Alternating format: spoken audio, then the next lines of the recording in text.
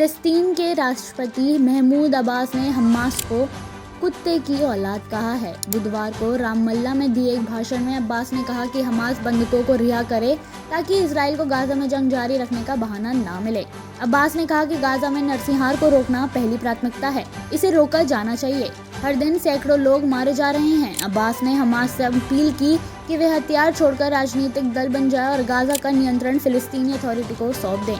अब्बास ने फिलिस्तीन अथॉरिटी के सेंट्रल काउंसिल की बैठक में ये बात कही है। इस बैठक में वे अपने उत्तराधिकारी का नाम भी घोषित करेंगे। हमास ने 2007 में अब्बास की फतह पार्टी को हराकर गाजा पर नियंत्रण कर लिया था। इजराइल के रक्षा मंत्री इजराइल कॉटेज ने कहा कि जब तक इजरायली बंधक नहीं लौटाए जाएंगे, गाजा में अन्न का एक दाना नहीं पहुंचने दिया जाएगा। कटाज ने कहा कि इस मामले में इजराइल की नीति बिल्कुल साफ है। इजराइल ने गाजा पट्टी में सभी मानवीय सहायता जैसे कि खाना, पानी, दवाइयां, तेल पर रोक लगा दी है। ये नाकाबंदी 2 मार्च 2025 को शुरू हुई थी। इजराइल ने हमास पर बंधक बनाए गए 58 लोगों को रिहा करने का दबाव बनाने के लिए ये कदम उठाया था। मेडिसिन सैंस फ्रंटियर्स यानी MSF ने गाजा को फिलिस्तीनियों के लिए सामूहिक कब्र बताया है। मेडिकल एड फॉर फिलिस्तीन के निर्देश महमूद शलाबी ने कहा, पिछले 18 महीने में ये सबसे खराब स्थिति है। बुनियादी ज़रूरतें पूरी नहीं हो रही हैं और हमले फिर से शुरू हो गए हैं।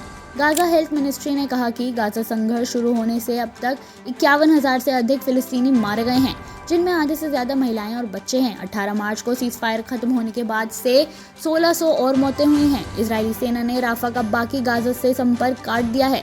रक्षा मंत्री इजराइल कॉटेज ने 12 अप्रैल को इसकी पुष्टि की। उन्होंने कहा कि इजरायली डिफेंस फोर्स IDF ने मोराग कॉरिडोर पर कब्जा कर लिया है, जिससे राफा का गाजा पट्टी से संपर्क टूट गया है। इजराइल कॉटेज ने कहा कि नेत्जारिम कॉरिडोर, जो गाजा को 2 भागों में बांटती है, उसका भी विस्तार किया जाएगा। इस साल की शुरुआत में जब सीज़फायर को लेकर डील हुई थी, तब इजराइल ने नेत्जारिम कॉरिडोर छोड़ दिया था, लेकिन कुछ ही समय बाद इजराइल ने जंग फिर से शुरू कर दी और फिर से इस कॉरिडोर को अपने कब्जे में ले लिया। ऐसी और जानकारी के लिए देखते रहिए सामाजिक जागरण न्यूज़।